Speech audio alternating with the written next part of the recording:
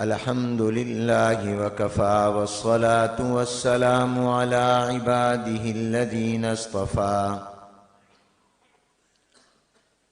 أما بعد فأعوذ بالله من الشيطان الرجيم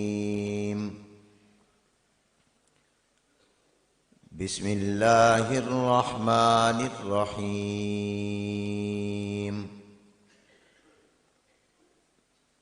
إنما يخشى الله من عباده العلماء وقال الله تبارك وتعالى فلولا نفر من كل فرقة منهم طائفة ليتفقهوا في الدين ولينذروا قومهم إذا رجعوا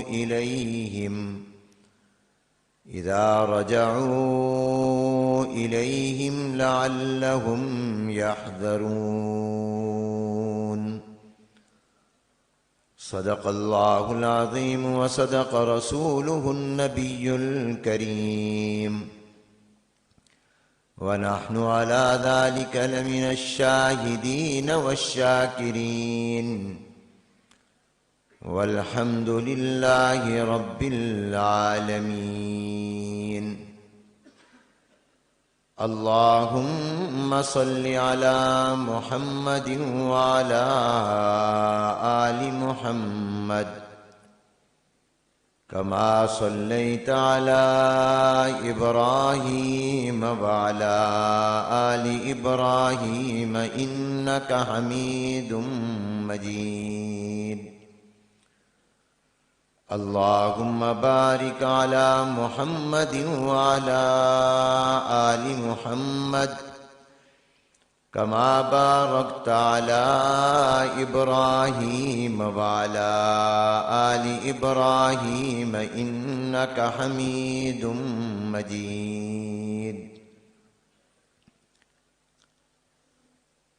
قابل صد احترام حضرات علماء کرام، اساتذہ کرام، شیوخ حدیث، بزرگان محترم، طلباء عزیز، فضلائے کرام، برادران اسلام، السلام علیکم ورحمۃ اللہ وبرکاتہ.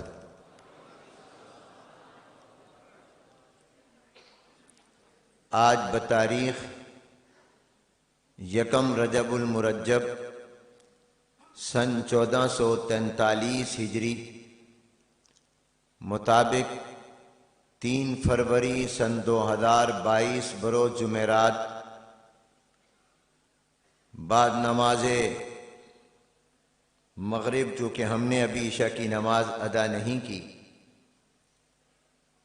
عالم اسلام کی اور اہل سنت والجماعت کی مشہور و معروف عظیم معیاری دینی تعلیمی و تربیتی تبلیغی اصلاحی درسگاہ جامعہ اسلامیہ امدادیہ فیصل آباد کے اس سالانہ اجتماع میں شرکت اور گفتگو کی سعادت حاصل ہو رہی ہے. اس مبارک اجتماع میں ہم سب کی شرکت باعث سعادت ہے. دعا ہے کہ اللہ تبارک و تعالی اسے ہماری بخشش، مغفرت اور نجات کا سبب بھی بنا دیں.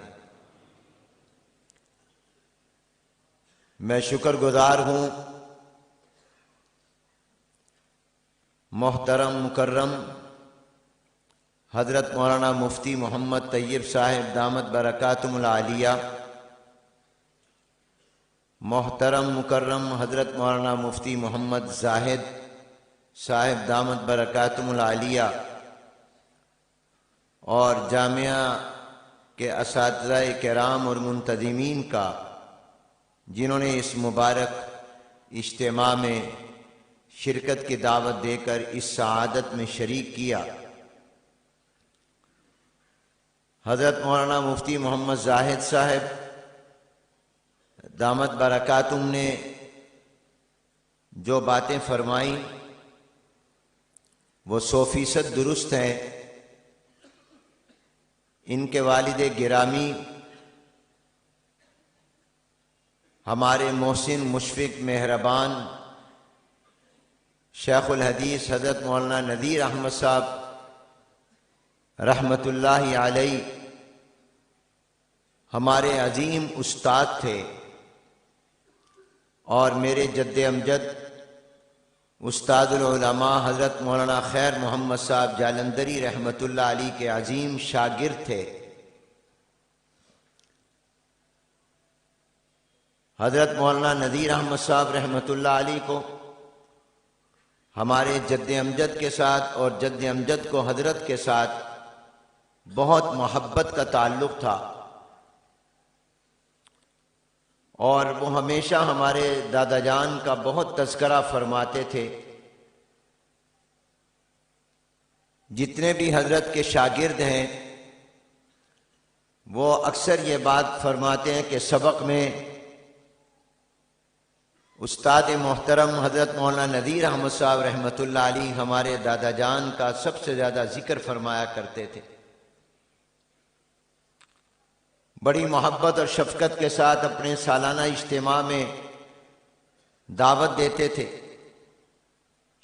اور جب بھی میں یہاں جامعہ امدادیہ میں حاضر ہوتا تو ان کی خوشی اور ان کی محبت اور ان کی ذرہ نوازی وہ عروج اور شباب پر ہوتی تھی، صرف اس نسبت کی وجہ سے جو مجھے اپنے نسبی اعتبار سے جد امجد کے ساتھ ہے۔ اللہ تعالیٰ ان کے درجات آخرت کو بلند سے بلند تر فرمائے۔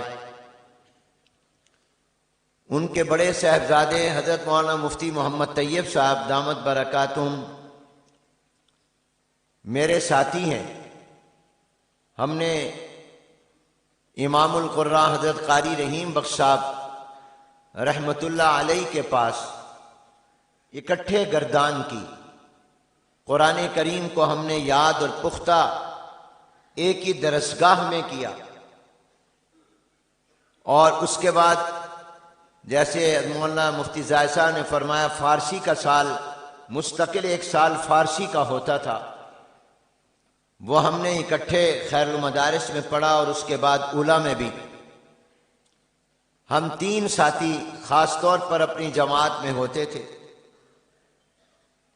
اگرچہ ہم تینوں کے ساتھ لفظ صاحبزادہ لگا ہوا تھا، ہم 3 صاحبزادے تھے۔ ایک حضرت مولانا نذیر احمد صاحب رحمۃ اللہ علیہ کے صاحبزادے، ایک حضرت قاری رحیم بخش صاحب رحمۃ اللہ علیہ کے صاحبزادے قاری اہل اللہ صاحب رحیمی رحمۃ اللہ علیہ، جو اس وقت جنت البقیع مدینہ منورہ میں آرام کر رہے ہیں، اللہ ان کے درجات کو بلند فرمائے۔ اور تیسرا میں تھا، لیکن الحمدللہ یہ تینوں عام طالب علموں کی طرح رہتے تھے۔ اور یہاں جملہ معترضہ کے طور پر عرض کر دوں، آپ میں سے بھی بہت سے حضرات بڑی شخصیات کے بیٹے ہوں گے، اور بڑی شخصیات کے بیٹوں کو صاحبزادہ کہا جاتا ہے، لیکن الحمدللہ طالب علمی کے زمانے میں کبھی ہم نے اپنے آپ کو صاحبزادہ نہیں سمجھا، اور محتمم بننے کے بعد کبھی محتمم نہیں سمجھا، اور وفاق کا خادم و ناظم اعلیٰ بننے کے بعد کبھی اپنے آپ کو ناظم اعلیٰ نہیں سمجھا۔ یعنی اس کی وجہ سے جو خناس دماغوں میں آ جاتا ہے، اللہ نے ہمیں اس سے محفوظ رکھا ہے۔ اور حقیقت کہتا ہوں، کوئی تصنع نہیں ہے کہ آج بھی ہم اپنے اکابر اور بزرگوں کے جوتے اٹھانا اور ان کے سامنے دو زانو ہو کر بیٹھنا اپنی سعادت سمجھتے ہیں۔ ہمارے ایک دوست ایک مرتبہ آئے، بڑے قاری تھے وہ، تو کہیں جانا تھا تو میں نے ان کے لیے رکشہ منگوایا، مجبوری میں گاڑی تھی نہیں، کوئی عذر تھا، تو مجھے فرمانے لگے کہ میں تو آج تک رکشے میں نہیں بیٹھا۔ میں نے کہا موٹر سائیکل منگوا لیتا ہوں۔ کہا میں موٹر سائیکل پر بھی نہیں بیٹھا، یہ تو میری توہین ہے، کار منگواؤ۔ تو میں نے ان کے لیے کرائے پر کار منگوائی اور پھر میں نے ان کو روانہ تو کار پر کیا، لیکن ساتھ یہ کہا کہ حضرت میں اس وقت بھی خیر المدارس، اس وقت میں محتمم تھا خیر المدارس کا، اب بھی ہوں، تو میں نے کہا میں اب بھی اگر کار مل جائے تو وہ ٹھیک، جہاز مل جائے تو وہ ٹھیک، اور اگر وہ نہ ملے موٹر سائیکل مل جائے، وہ نہ ملے سائیکل مل جائے یا پیدل بھی جانا پڑے، آج تک الحمدللہ میں نے یہ نہیں سمجھا کہ میری توہین ہے۔ یہ اللہ تعالیٰ کا احسان کرم ہے، ہمارا کوئی کمال نہیں ہے۔ یہ اصل چیز یہ عاجزی اور تواضع انسان میں رہنی چاہیے۔ حضرت نانوتوی رحمت اللہ علیہ، حضرت حاجی امداد اللہ مہاجر مکی رحمت اللہ علیہ سے بیعت تھے، تو حضرت حاجی صاحب رحمت اللہ علیہ سے ایک صاحب نے کہا حضرت یہ قاسم العلوم والخیرات حجت الاسلام حضرت مولانا محمد قاسم نانوتوی رحمت اللہ علیہ آپ کے مرید ہیں، اور اللہ نے ان کو بہت علم کی دولت عطا کی، بڑا اونچا مقام مرتبہ عطا کیا، تو آپ اس دفعہ جب آپ کی خدمت میں آئیں تو ان کو یہ سمجھائیے کہ اپنے آپ کو کچھ سمجھا کرو، وہ تو اپنے آپ کو کچھ سمجھتے ہی نہیں، اور یوں کہتے ہیں کہ میرے اور دیوار میں کوئی فرق ہی نہیں ہے، جبکہ اللہ نے ان کو اتنا علم دیا ہے۔ تو حضرت حاجی امداد اللہ مہاجر مکی رحمت اللہ علیہ نے فرمایا بھائی حضرت نانوتوی جب آئیں گے تو میں ان کو تیرے والی بات نہیں کہوں گا، میں تیرے مشورے پر عمل نہیں کروں گا، میں تو ان سے یہ کہوں گا کہ اپنے آپ کو اور گراؤ، اپنے آپ کو اور گراؤ، اپنے اندر اور تواضع پیدا کرو، اپنے اندر اور عاجزی پیدا کرو۔ تو الحمدللہ اس وقت بھی طبیعت یہ ہے کہ اگر پیدل چلنا پڑے، سائیکل پر جانا پڑے، موٹر سائیکل پر جانا پڑے، ٹانگے پر بیٹھنا پڑے، تو الحمدللہ ہمیں اس میں ذرہ برابر تأمل نہیں ہوگا اور طبیعت پر کوئی گرانی نہیں ہوگی۔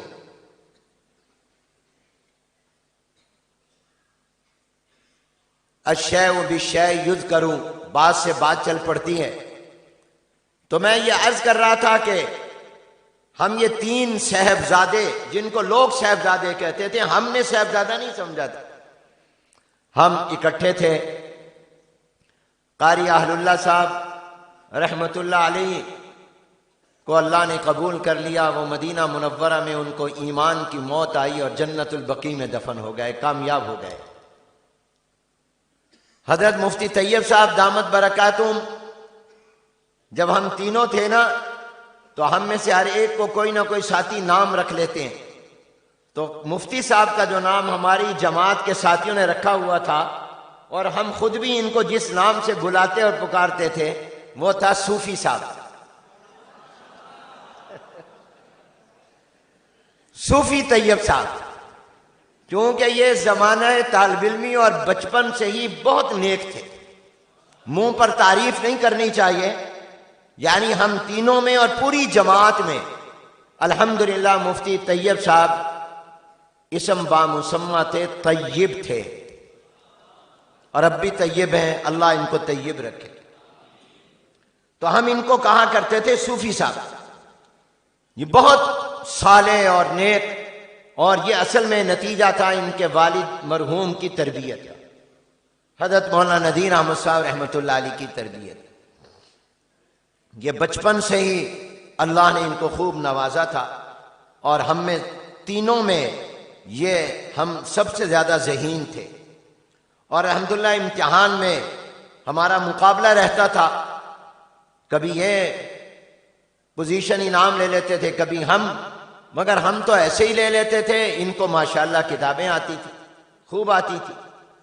تو یہ اس زمانے میں الحمدللہ اللہ نے ان کو علم سے بھی نوازا تھا اور عمل سے بھی نوازا تھا۔ مفتی محمد زاہد صاحب وہ بھی وہیں پر تھے خیر المدارس میں، چونکہ ان کے والد وہاں تھے، اور یہ دونوں سے ہمیں محبت ہے، اور جس محبت کا انہوں نے تذکرہ کیا ہے وہ یک طرفہ نہیں ہے، وہ دو طرفہ ہے، یہ ون وے نہیں ہے، ٹو وے ہے، دو طرفہ محبت کا تعلق ہے۔ ان کو دیکھ کر ان حضرات کو آنکھیں ٹھنڈی ہوتی ہیں، جامعہ اسلامیہ امدادیہ کو دیکھ کر دل سے دعائیں نکلتی ہیں، اللہ تبارک و تعالی اس ادارے کو ہمیشہ قائم و دائم رکھے اور ترقیات سے نوازے، قبولیت سے نوازے، اور ان حضرات سے اللہ تعالیٰ خوب کام لے، اور اللہ لے رہا ہے۔ اس لیے یہ ہمارے استاد زادے ہیں، اور ان کو دیکھ کر ہمیں اپنے استاد حضرت مولانا نذیر احمد صاحب رحمۃ اللہ علیہ یاد آ جاتے ہیں۔ اور حضرت نے ہمیں، حالانکہ حضرت بڑے درجے کے استاد تھے، خیر المدارس میں مشکات اور دورے کے استاد تھے، لیکن انہوں نے مفتی طیب صاحب کی وجہ سے اور ہماری وجہ سے تحتانی درجات کے سبق بھی لیے ہوئے۔ ہم نے حضرت مولانا نذیر احمد صاحب رحمۃ اللہ علیہ سے مالا بدہ منہ پڑھی، ہم نے ان سے نور الایضاح پڑھی، کئی کتابیں ہم نے ان سے پڑھی، اور ان کا یہ انداز ہوتا تھا کہ وہ درسگاہ میں ہی سبق یاد کرا دیا کرتے تھے۔ اللہ تبارک و تعالی ان کے درجات کو بلند سے بلند تر فرمائے، اور اللہ تعالی ان حضرات کی عمروں میں برکت عطا فرمائے۔ یہ دونوں حضرات الولد سر لابی کا مصداق ہیں۔ آج کل پورے ملک میں دینی مدارس و جامعات کے اجتماعات ہو رہے ہیں، کراچی سے پشاور، کوئٹہ سے گلگت اور مظفر آباد تک الحمدللہ ایک بہار آئی ہوئی ہے۔ ہزاروں لوگ ان اجتماعات میں شریک ہو رہے ہیں، اور ان اجتماعات کا ایک بڑا اہم مقصد ایک تو یہ ہوتا ہے کہ جو ہمارے ہاں سے دورہ حدیث سے، تخصص سے، درجات قرآنیہ سے، درجات قراءات سے فارغ ہو رہے ہیں، ان کی حوصلہ افزائی ہو، ان کی دستار بندی ہو، ان کے سروں پر رومال رکھے جائیں، اور ان میں ان کا آخری سبق اس میں ہو جائے، تو ایک بڑا مقصد ہوتا ہے ان عزیز طلباء کی حوصلہ افزائی کرنا۔ اور دوسرا بڑا مقصد ان اجتماعات کا یہ ہوتا ہے کہ آنے اور دیکھنے اور سننے والوں کو بھی شوق پیدا ہو علم دین کے حاصل کرنے کا، اور اپنی اولاد کو قرآن کا حافظ، قاری اور عالم بنانے کا۔ یہ اس لیے اجتماع ہوتا ہے کہ اس اجتماع کی برکت سے آپ بھی ارادے کریں کہ ہم انشاءاللہ اپنے بچوں کو قرآن کا حافظ بنائیں گے، قرآن کا قاری بنائیں گے، عالم بنائیں گے۔ میری مجمع سے درخواست ہے کہ آپ اپنے بچوں کو ڈاکٹر بنائیں، آپ اپنے بچوں کو وکیل بنائیں، سائنسدان بنائیں، آپ ان کو افسر بنائیں، آپ ان کو انجینئر بنائیں، لیکن کم از کم ہر ماں باپ یہ نیت اور ارادہ کر لیں کہ ہم اپنے ایک بچے کو کم از کم قرآن کا حافظ، قاری اور دین کا عالم بنائیں گے انشاءاللہ۔ جو حضرات ارادہ کرتے ہیں وہ ہاتھ کھڑا کریں، ماشاءاللہ۔ ایک بچے کو آپ ضرور کم از کم حافظ، قاری اور عالم بنائیں۔ جس تیزی کے ساتھ آبادی بڑھ رہی ہے، کیا اس تناسب کے ساتھ دینی تعلیم کی طرف بھی رجحان ہو رہا ہے یا نہیں ہو رہا؟ اس کا جائزہ لینے کی ضرورت ہے۔ میں اپنے اندازے میں یہ سمجھتا ہوں کہ جس تیزی کے ساتھ آبادی بڑھ رہی ہے، اس تیزی کے ساتھ، اس تناسب کے ساتھ ہمارے بچے قرآن کے حافظ، قاری اور عالم نہیں بن رہے، جبکہ یہ ضرورت ہے اور الحمدللہ اس وقت اگرچہ اس میں اضافہ ہو رہا ہے، سال گزشتہ ہمارے وفاق المدارس العربیہ پاکستان جو عالم اسلام کی دینی تعلیم کا سب سے بڑا نیٹ ورک ہے، تحدیث نعمت کے طور پر عرض کرتا ہوں کہ پچھلے سال ہمارے وفاق میں امتحان دینے والے طلبہ اور طالبات کی تعداد 4,25,000 تھی، اور اس سال جو داخلہ آیا ہے اور 26 فروری سے جو امتحانات شروع ہو رہے ہیں اس میں 50,000 کا اضافہ ہے، اور 4,75,000 پونے 5 لاکھ طلبہ بیک وقت امتحان دیں گے انشاءاللہ۔ 50,000 کا اضافہ ہے، اور یہ اضافہ اس بات کی دلیل اور علامت ہے کہ ملکی اور عالمی سطح پر ذرائع ابلاغ میں یا جس طریقے سے بھی مدارس کے خلاف پروپیگنڈا منفی کیا گیا اور کیا جاتا ہے، پاکستان کے عوام نے اس پر اعتماد نہیں کیا، اس کو مسترد کر دیا ہے، اور پاکستان کے مسلمانوں کا اعتماد مدرسوں پر کم نہیں ہوا بلکہ زیادہ ہوا ہے۔ اسی لیے تو انہوں نے اپنی عزیز ترین متاع اپنے بچے اور بچیاں ان کے حوالے کی ہیں۔ یہ مدارس میں اضافہ اور طلبہ اور طالبات میں اضافہ اس بات کی بھی علامت ہے کہ جتنی کوشش ہو رہی ہے مسلمان کو دین سے دور کرنے کی، قرآن سے دور کرنے کی، الحمدللہ مسلمان قرآن سے دور نہیں ہو رہا، قرآن کے قریب ہو رہا ہے، دین سے دور نہیں ہو رہا، دین کے قریب ہو رہا ہے، اور ان کا اعتماد اپنے علماء پر کم ہونے کی بجائے بڑھ رہا ہے، مدارس کی رونقیں کم ہونے کی بجائے بڑھ رہی ہیں۔ ہم آخری سال کا امتحان لیتے ہیں اکثر درجات میں، اگر آپ اندازہ لگائیں تو میرا محتاط اندازہ یہ ہے کہ الحمدللہ ہر سال دینی مدارس اور جامعات میں قرآن اور حدیث اور دینی علوم کو پڑھنے کے لیے آنے والے ان کی تعداد جو بڑھ رہی ہے سالانہ ہر سال، وہ میرا محتاط اندازہ یہ ہے کہ 2 سے 3 لاکھ طلبہ کا اضافہ ہو رہا ہے، 2 سے 3 لاکھ طلبہ کا اضافہ ہو رہا ہے۔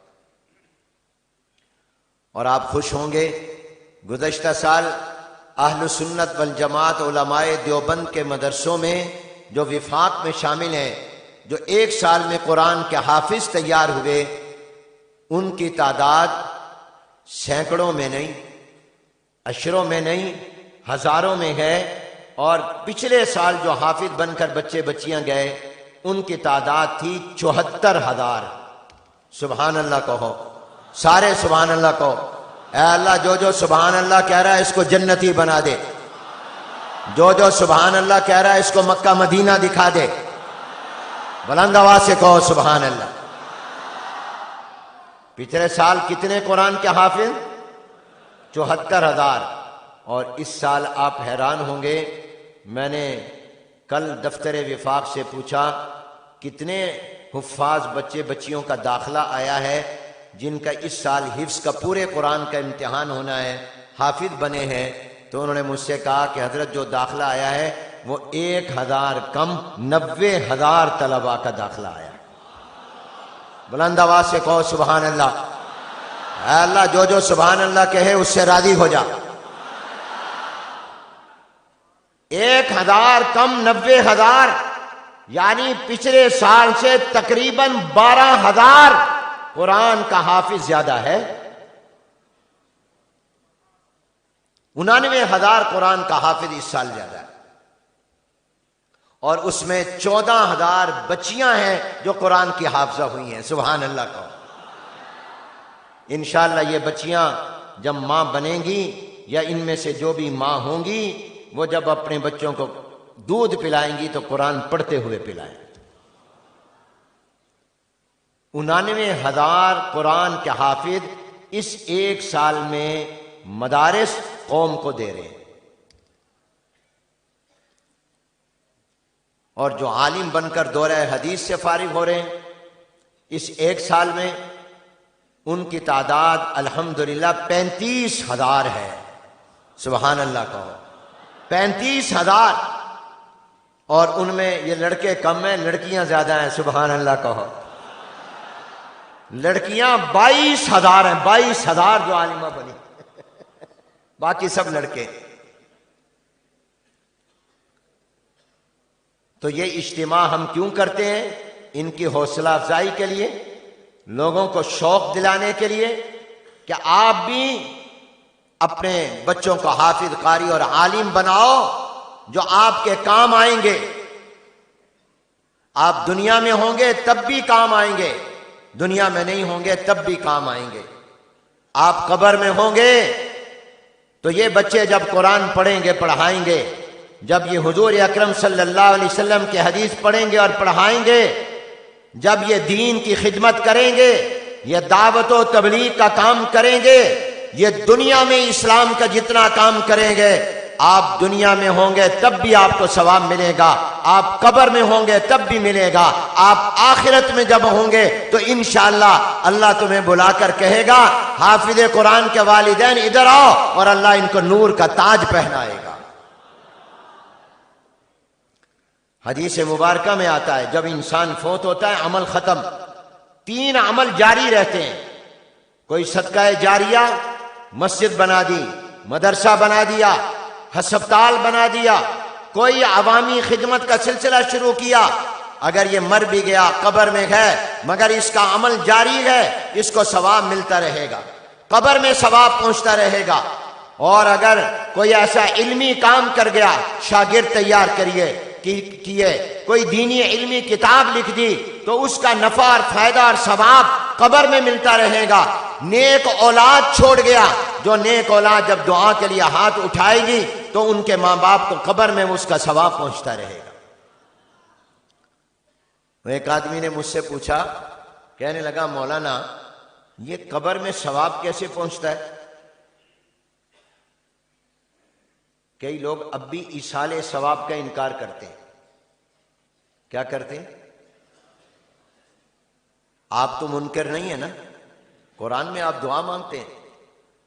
اعوذ باللہ من الشیطان الرجیم، بسم اللہ الرحمن الرحیم، ربنا اغفر لنا ولإخواننا الذين سبقونا بالإيمان ولا تجعل في قلوبنا غلا للذين آمنوا ربنا إنك رؤوف رحيم۔ جب آپ نے یہ دعا کی ہے، اگر آپ کی اس دعا کا اجر والدین کو نہیں ملتا تو یہ دعا کیوں سکھائی گئی قرآن کریم میں؟ وَلِإِخْوَانِنَا الَّذِينَ سَبَقُونَا بِالْإِيمَانِ۔ حدیث مبارکہ میں صحابی نے کہا یا رسول اللہ میری والدہ نے ارادہ کیا تھا صبح غلام آزاد کروں گی، مگر وہ رات کے اندر ہی اللہ کو پیاری ہو گئی، اپنے ارادے کو پورا نہ کر سکی، اگر میں والدہ کی طرف سے کر دوں تو میری والدہ کو ثواب ملے گا؟ جناب نبی کریم صلی اللہ علیہ وسلم فرمایا ملے گا، تم کر دو ثواب ملے گا۔ لیکن عقل پرست کہتے ہیں کہ کیسے ثواب ملتا ہے؟ تو میں اس کو ایک مثال سے سمجھاتا ہوں۔ آپ کے پاس موبائل ہے؟ نکالو موبائل۔ بعض کے پاس 2 3 4 4 ہوں گے۔ تم ڈر گئے کہیں یہ مولوی آج موبائل کا چندہ کرنے لگا ہے؟ نہیں، میں دکھا دیتا ہوں، یہ ہے نا موبائل۔ میرے اس موبائل میں اگر پیسے ختم ہو جائیں تو میں فون کرتا ہوں اپنے ایک جامعہ کے ساتھی کو اور میں کہتا ہوں یار اس میں ایزی لوڈ کرا دے۔ کیا کرا دے؟ کیونکہ آپ بھی کرواتے ہیں ایزی لوڈ، پیسے ڈلوا دے۔ وہ میرے پیسے ڈلواتا ہے، وہ پیسے اس میں آ جاتے ہیں کہ نہیں آ جاتے؟ اس کے فون اور میرے فون کے ساتھ کوئی تار لگی ہوئی ہے؟ بولو، ہے؟ کوئی تار نہیں، کوئی کنیکشن ہے؟ نہیں ہے۔ وہ وہاں ملتان میں بیٹھا ہے، میں فیصل آباد میں۔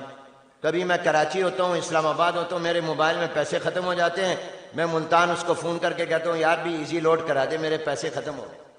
وہ ایزی لوڈ کراتا ہے اور وہ مجھے پیسے بھیجتا ہے، اسی لمحے چند سیکنڈوں میں وہ تمام پیسے میرے موبائل میں آ جاتے ہیں، میں کال کر لیتا ہوں، حالانکہ میرے موبائل کے اندر کوئی ایسی تار نہیں ہے جو اس کے ساتھ ملی ہوئی ہو۔ تو جب اس نے ایزی لوڈ کرایا، وہ مجھے لوڈ مل گیا اور وہ مجھے پیسے مل گئے۔ تو اگر آج کا انسان اور سائنسدان اللہ کے دیے ہوئے دماغ اور عقل کو استعمال میں لا کر ہزاروں میل دور بیٹھ کر موبائل میں ایزی لوڈ کرا کے دوسرے کو پیسے بھیج سکتا ہے اور اس کو وہ پیسے پہنچ جاتے ہیں، تو وہ اللہ جس نے انسان کو یہ عقل اور دماغ دیا ہے، کیا وہ اس پر قادر نہیں ہے کہ تم بیٹھے اپنے گھر میں ہو اور قرآن پڑھو، اللہ اس کا ثواب تمہارے والد کو قبر میں پہنچا دے؟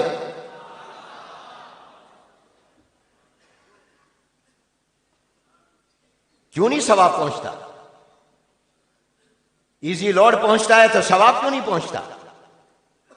اور جتنا وہ لوڈ کرائے گا 500 تو 500 پہنچیں گے، 1000 ڈلوائے گا تو 1000 ملیں گے، 2000 ڈلوائے گا تو 2000 ملیں گے۔ تم بھی اپنے والدین کے لیے جتنے قرآن پڑھو گے، جتنا صدقہ خیرات کرو گے، جتنے نیک اعمال کرو گے، اتنا ثواب ان کو قبر میں پہنچتا رہے گا۔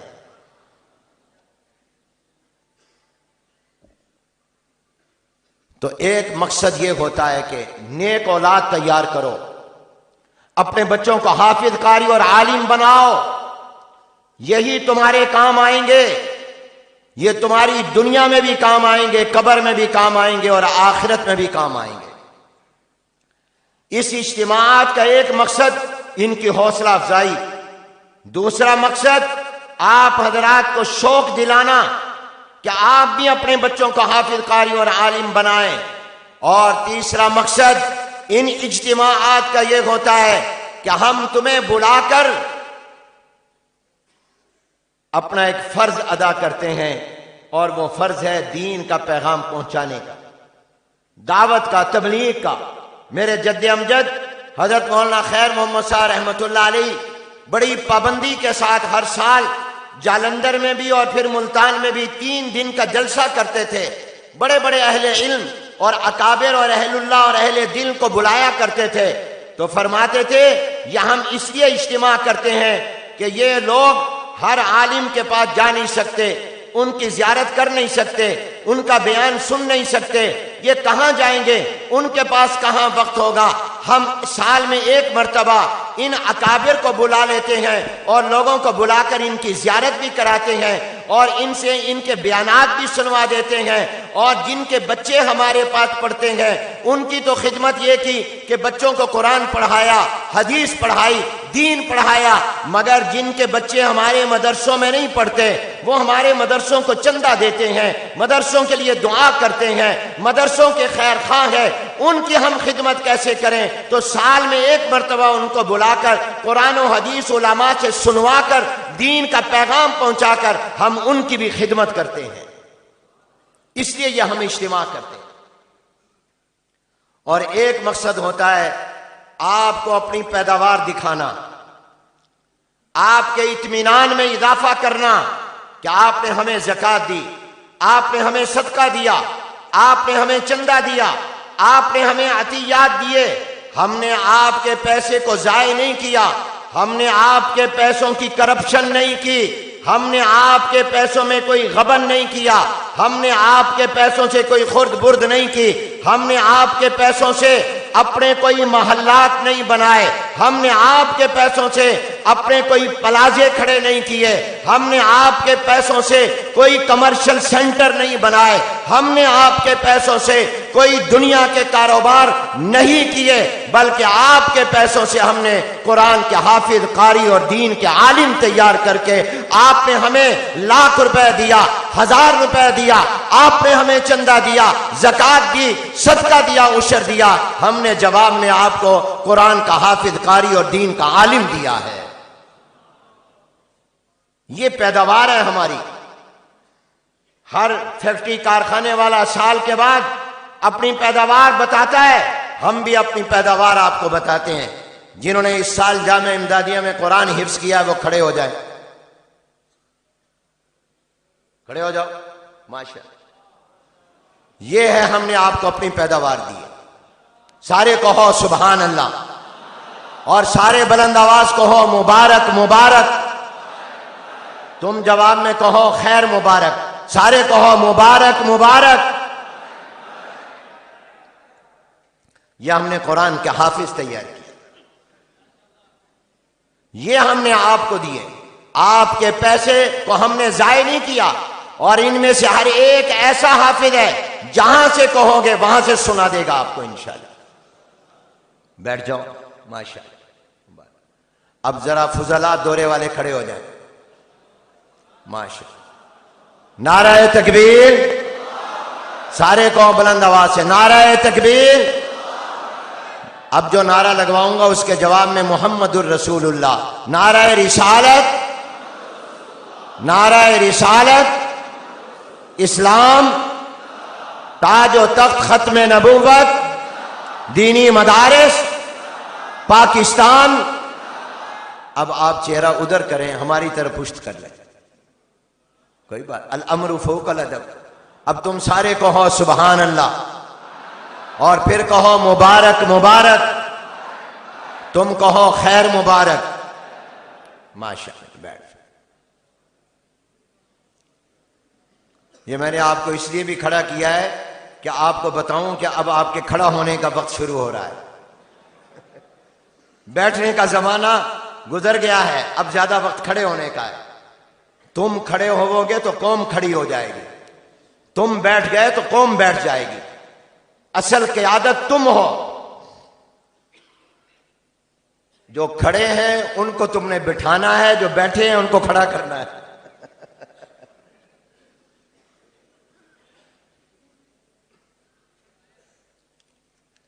یہ اس لیے ہم دینی اجتماعات کرتے ہیں۔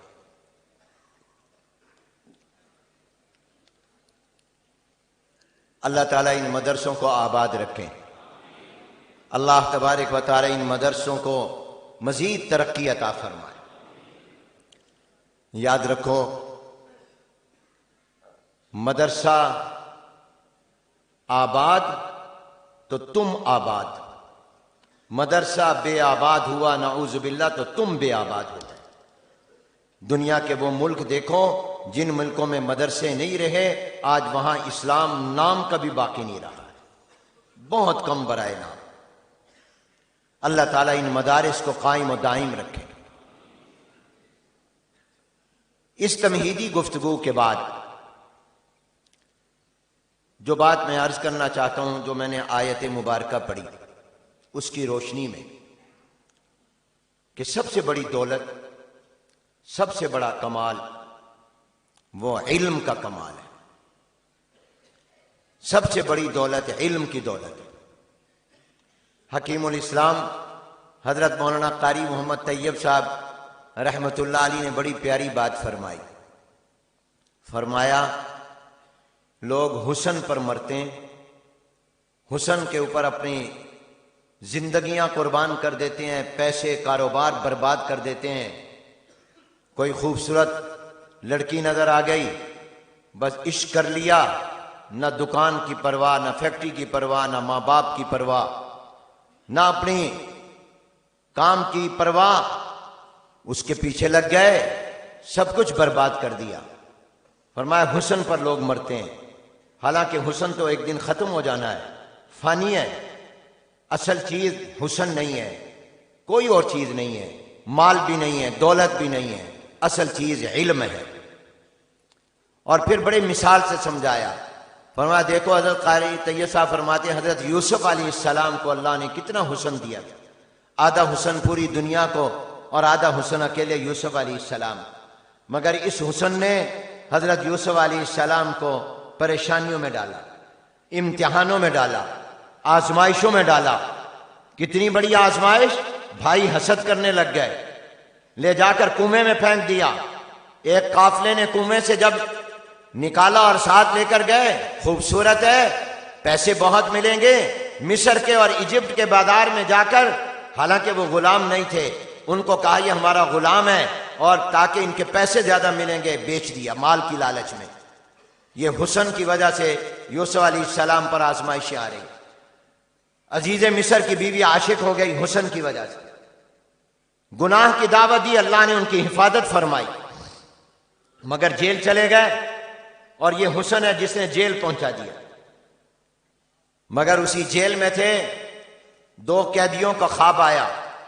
علم کی خوشبو پھیلا کرتی ہے، علم آگے اپنے تک نہیں رہتا، اس کی خوشبو پھیلنی چاہیے۔ تو پتہ چل گیا ایک قیدی ہے، خواب کی تعبیر کا علم جانتا ہے۔ قیدیوں نے اپنا خواب بیان کیا، قرآن میں گئے، اس کی تعبیر دی، صحیح نکلی۔ وقت کے بادشاہ کو خواب آیا، تعبیر کے لیے پریشان تھا، کسی نے بتایا تمہاری جیل کا ایک قیدی ہے، اس کے پاس یہ علم ہے۔ اس نے یوسف علیہ السلام سے رابطہ کیا، اپنا خواب بیان کیا، تعبیر دی، وہ متاثر ہوا۔ بادشاہ نے کہا کہ ایسے شخص کو جس کے پاس اتنا بہترین علم ہو، جو پہلے ہی بتا دے کہ یہ کچھ ہونے والا ہے اور ہمارے خواب کی بہترین تعبیریں دے، وہ جیل میں رکھنے کے قابل نہیں۔ یوسف علیہ السلام کو جیل سے نکالا، مصر کی وزارت پیش کر دی، اور ایک وقت میں وہ تخت شاہی پر پہنچ گئے۔ تو قاری طیب صاحب رحمۃ اللہ علیہ فرماتے ہیں، لوگوں، حسن نے تو یوسف علیہ السلام کو امتحانوں میں ڈالا، حسن نے تو یوسف علیہ السلام کو کنویں میں ڈال دیا، حسن نے تو غلام بنوا کر بکوا دیا، حسن نے تو یوسف علیہ السلام کو جیل میں پہنچا دیا، مگر علم کے کمال نے جیل سے نکال کر مصر کی بادشاہت کے تخت پر پہنچا دیا۔ علم نے مصر کا بادشاہ بنوا دیا۔ تو اصل کمال علم کا کمال ہے، اصل دولت علم کی دولت ہے۔ اور پھر علم بھی کون سا علم؟ یاد رکھیے، بہت سے لوگ تقسیم کرتے ہیں دنیا کا علم، دین کا علم۔ جہاں تک میں نے مطالعہ کیا، اگر غلط ہوگا تو حضرات میری اصلاح کر دیں گے، علم کی تقسیم دین اور دنیا کے اعتبار سے نہیں ہے کہ ایک دنیا کا علم ہے ایک دین کا علم ہے، یہ تقسیم غلط ہے۔ اصل تقسیم علم کی ہے نافع اور غیر نافع کے اعتبار سے، نفع مند، غیر نفع مند۔ جناب نبی کریم حضور اکرم صلی اللہ علیہ وسلم نے اللہ سے علم مانگا، لیکن مطلقاً علم نہیں مانگا، علم نافع مانگا۔ حضور اکرم صلی اللہ علیہ وسلم نے یہ دعا فرمائی، اللہم انی اسألک علما نافعا، اے اللہ میں آپ سے علم نافع مانگتا ہوں، وہ علم جو مجھے فائدہ دے، وہ علم جو نفع دینے والا ہو، وہ علم مجھے عطا کیجئے۔ اور ایک دعا میں فرمایا، اللہم انی اعوذ بک من علم لا ینفع، اے اللہ میں ایسے علم سے پناہ مانگتا ہوں، مجھے ایسا علم نہیں چاہیے جو علم میرے کام نہ آئے، فائدہ نہ دے، نفع نہ دے۔ تو معلوم ہوا کہ علم کی تقسیم دین اور دنیا کے اعتبار سے نہیں ہے۔ جن کو ہم دنیا کا علم کہتے ہیں وہ بھی دین کا علم ہے، بشرطے کہ وہ اس کی نیت صحیح ہو، مقصد صحیح ہو۔ آپ بتائیے کیا قرآن کریم میں حضرت نوح علیہ السلام کے کشتی بنانے کا ذکر نہیں ہے؟ اللہ نے ان کو کشتی بنانے کا حکم نہیں دیا؟ تو اگر کوئی کشتی بنائے اس سے ملتے جلتے اس نوع کے کام کرے، کیا یہ کام یہ قرآن کے ہٹ کر کوئی اور علم کہلائے گا؟ یہ بھی قرآن کا علم ہے۔ وَاصْنَعِ الْفُلْكَ بِأَعْيُنِنَا، کیا حضرت داؤد علیہ السلام کو اللہ تعالیٰ نے لوہے کو نرم کرنے کا علم عطا نہیں کیا تھا؟ کیا وہ لوہے کا کام نہیں کرتے تھے؟ اسی طرح اور پیغمبروں کے، یہ سب قرآن میں مذکور ہیں، یہ تمام دین کے علم ہے۔ اس لیے ان کو دنیا کا علم نہیں کہا جا سکتا۔ اگر اس سے مقصد خدمت انسانیت ہو اور اس سے مقصد اللہ کی مخلوق کی خدمت ہو، یہ سب دین کا علم ہے، اس کے پڑھنے پڑھانے پر اجر اور ثواب ملے گا۔ اور یاد رکھیے، علم اس علم سے پناہ مانگی گئی ہے جو کسی کام کا نہ ہو، جو فائدہ نہ دے۔ تو اصل تقسیم علم نافع اور غیر نافع کی ہے، دنیا اور دین کے اعتبار سے نہیں ہے۔ دنیا کا تمام علم اگر صحیح نیت کے ساتھ ہو، مخلوق خدا کی خدمت کی نیت سے ہو۔ آپ انگریزی پڑھ رہے ہیں تاکہ مجھے انگریزی زبان آئے، میں جا کر دنیا یورپ میں، میں امریکہ میں، کینیڈا میں اور ان ملکوں میں جہاں پیدا ہونے والے مسلمانوں کی زبان بھی سوائے انگریزی کے اور کوئی نہیں ہے، جو بچے ان کے وہاں پیدا ہوئے ہیں، جنہوں نے بچپن سے ہی انگریزی پڑھی ہے، اگر آپ انگریزی زبان اس نیت سے پڑھتے اور سیکھتے ہیں کہ میں اس زبان کے ذریعے اس کو جان کر اسلام کی دعوت کا کام کروں گا، تبلیغ دوں گا، ان علاقوں میں جا کر اسلام پہنچاؤں گا، ان کو میں اسلام کے احکام بتاؤں گا، وہاں کے مسلمانوں کو قرآن پڑھنا سکھاؤں گا ان کی زبان میں انگریزی میں، آپ کا انگریزی پڑھنا دنیا نہیں دین بن جائے گا، یہ عبادت شمار ہوگا، یہ ثواب ہوگا، یہ اجر ہوگا۔ خود جناب نبی کریم صلی اللہ علیہ وسلم نے صحابہ کو دوسری زبانیں سیکھنے کا حکم دیا علی ھذا القیاس۔ اسی طرح سائنس کا علم، ٹیکنالوجی کا علم، اگر آپ آج کی جدید سائنس کو اور جدید ٹیکنالوجی کو آپ پڑھتے اور سیکھتے ہیں اور اس سے آپ قرآن کو، آپ قرآن حدیث کو، آپ اپنے اسلام کو، آپ اپنی شریعت کو، آپ اپنے پیغمبر کی باتوں کو اگر اس کو مدلل کرتے ہیں اور آج کی اصطلاحات میں اور آج کی زبان میں آپ اگر اسلام کے احکام کو جدید سائنسی ایجادات اور دلائل اور تحقیقات کے حوالے دے کر ثابت کرتے ہیں تو آپ کے اس سائنس پڑھنے پر اللہ آپ کو اتنا ہی ثواب عطا کرے گا جتنا دینی علوم جو آپ کی نظر میں دینی علوم ہیں ان کے پڑھنے پر اللہ عطا کرتے ہیں۔ اور یہ جتنی سائنسی ایجادات ہیں یہ تو اسلام کو روشن اور نکھار رہی ہیں، اسلام ثابت ہوتا جا رہا ہے۔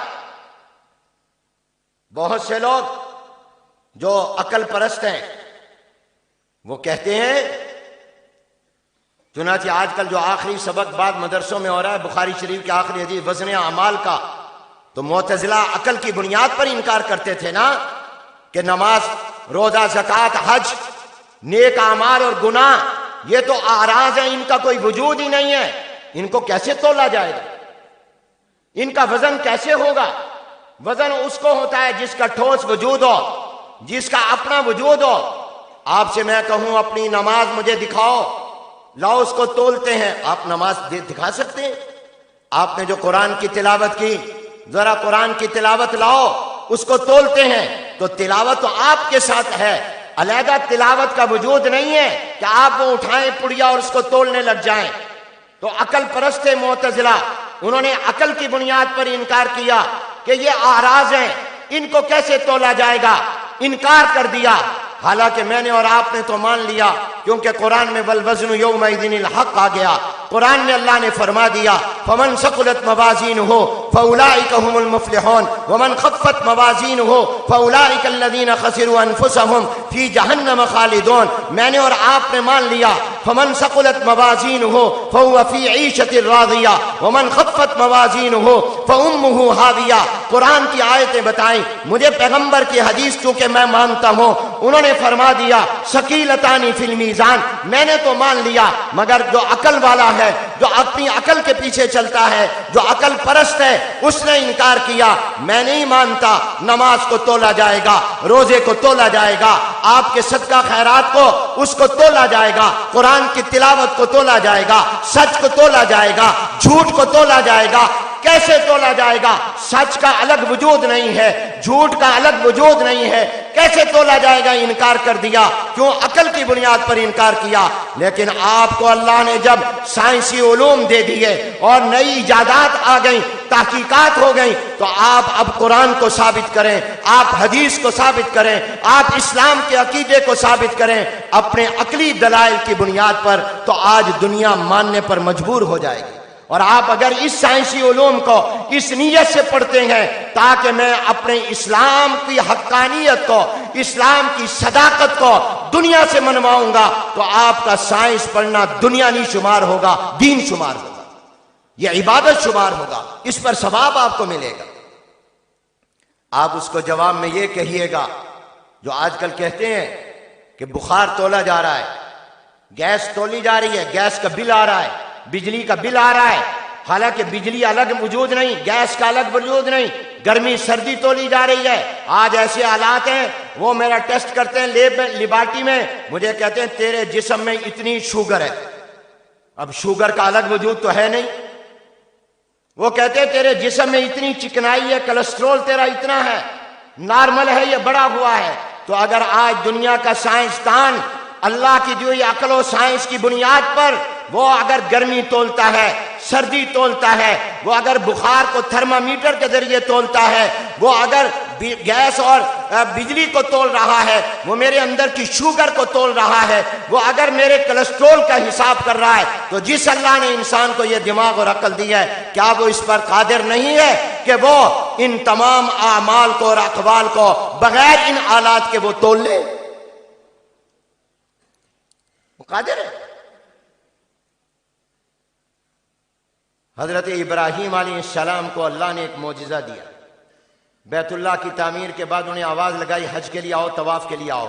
اللہ نے ان کی آواز مشرق سے مغرب، جنوب سے شمال، زمین سے آسمان تک پہنچائی۔ لوگ کہتے ہیں یہ کیسے؟ ابراہیم علیہ السلام کی آواز تو پورے مکے میں نہیں جا سکتی تھی، لاؤڈ سپیکر بھی نہیں تھا اس زمانے میں، تو ابراہیم علیہ السلام کی آواز کیسے دنیا میں چلے گی؟ ہم نہیں مانتے۔ تو وہاں پر آپ پھر اپنی عقل کو استعمال کریں اور کہیں کہ آج کا انسان ریڈیو کے ذریعے اپنی آواز دنیا کے کونے کونے میں پہنچاتا ہے۔ بیٹھا فیصل آباد میں ہے، BBC لندن کی خبریں سن رہا ہے، وائس آف امریکہ کی خبریں سن رہا ہے، اور کہیں میچ ہو رہا ہو اس کی کمنٹری سن رہا ہے، بیٹھا یہاں پر ہے، جبکہ وہ تو وہاں ہزاروں میل دور سمندر پار وہ کام ہو رہا ہے۔ تو اگر آج کا انسان اور سائنسدان سیاروں پر کنٹرول کر کے، فضاؤں پر کنٹرول کر کے، لہروں اور ہواؤں کے ذریعے وہ اپنی آواز کو دنیا کے کونے کونے میں پہنچا سکتا ہے، تو جس اللہ نے انسان کو یہ دماغ اور عقل دی ہے، کیا وہ اس پر قادر نہیں ہے کہ وہ اپنے پیغمبر ابراہیم علیہ السلام کی آواز بغیر ریڈیو کے پوری دنیا میں پہنچا دے؟ حضرت عمر رضی اللہ عنہ جمعے کا خطبہ دے رہے ہیں، فرماتے ہیں یا ساریہ الجبل الجبل، اے ساریہ پہاڑ کی طرف، پہاڑ کی طرف۔ لوگوں نے انکار کیا۔ حضرت عمر رضی اللہ تعالیٰ عنہ کو مدینہ سے دور جنگ کا میدان کیسے نظر آیا اور کیسے یہ آواز لگا دی اور کیسے ان کو یہ آواز پہنچ گئی؟ انکار کیا عقل کی بنیاد پر۔ لیکن جب ٹیلی ویژن بنا تو ٹیلی ویژن نے تصدیق کر دی اور ماننے پر عقل پرست بھی مجبور ہو گئے۔ اگر آج کا انسان اپنے فیصل آباد گھر میں بند کمرے میں بیٹھ کر ٹیلی ویژن کے ذریعے لائیو پروگرام دیکھ سکتا ہے، ہونے والے میچ دیکھ سکتا ہے، اور مکہ اور مدینہ میں اس وقت جو لوگ طواف کر رہے ہیں، روزہ مبارک پر حاضری دے رہے ہیں، وہ لائیو دیکھ رہا ہے۔ اس وقت میں جو لوگ طواف کر رہے ہیں وہ آپ گھر میں بیٹھے دیکھ سکتے ہیں۔ اگر آج کا انسان سائنس کی بنیاد پر، عقل کی بنیاد پر، سائنسی ایجادات کی بنیاد پر گھر میں بیٹھ کر مدینہ اور مکہ دیکھ سکتا ہے اور دنیا کے پروگرام دیکھ سکتا ہے، براہ راست دیکھ سکتا ہے، تو جس اللہ نے انسان کو یہ عقل اور دماغ دیا ہے، کیا وہ اللہ قادر نہیں ہے کہ حضرت عمر کو بغیر ٹیلی ویژن کے جنگ کا میدان دکھا دے؟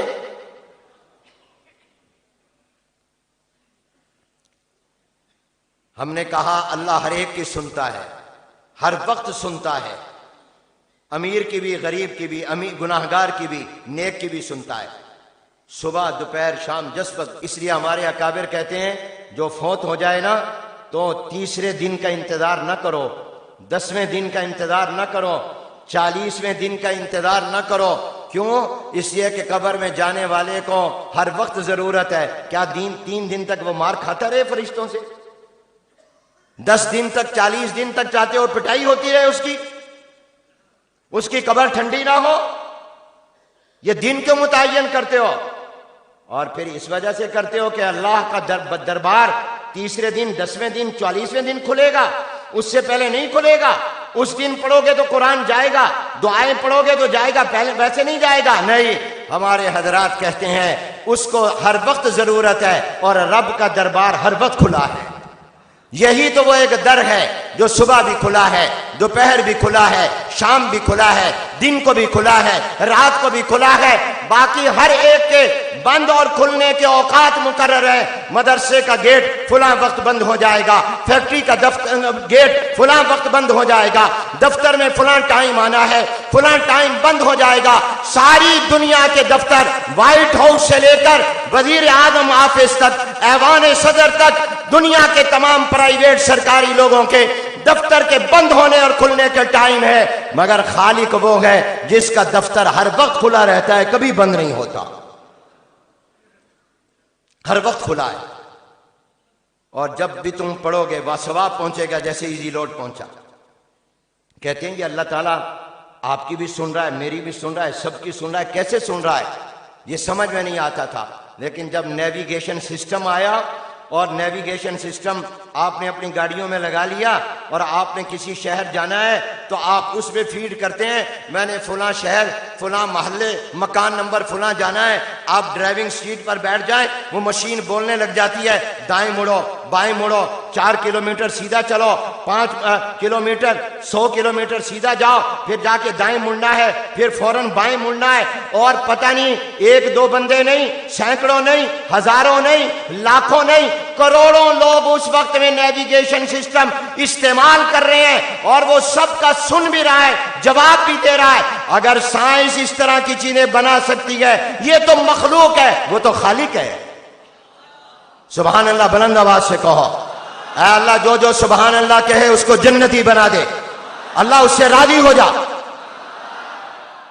اگر تمہارا نیویگیشن سسٹم 1 منٹ میں کروڑوں اربوں انسانوں کو گائیڈ کرتا ہے، ان کی سنتا بھی ہے، جواب بھی دیتا ہے، تو پھر میرا رب وہ تو خالق ہے، اس کی قدرت کی تو کوئی انتہا نہیں ہے۔ وہ تو خود قرآن میں اعلان کرتا ہے اجیب دعوت الداعی اذا دعان، جب بھی تو مجھے بلائے گا مجھے حاضر پائے گا۔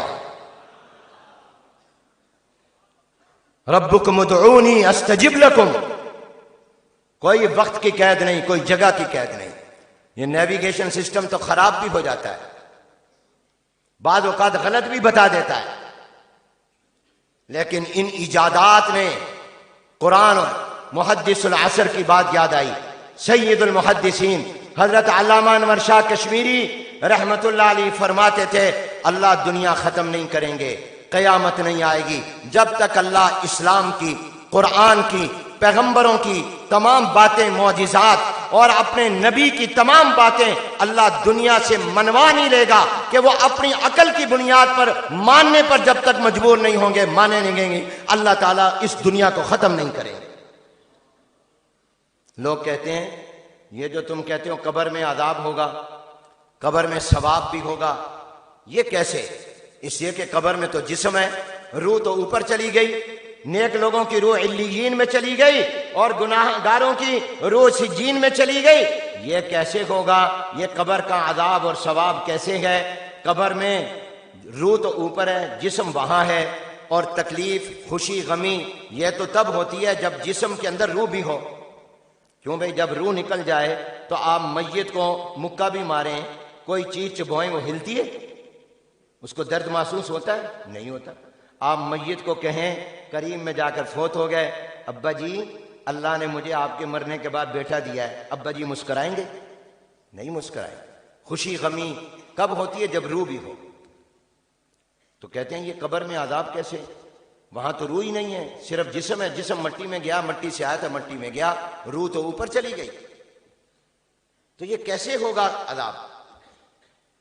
لیکن جب سائنس نے ترقی کی یہ بات بھی ماننی پڑ گئی اور ثابت ہو گئی۔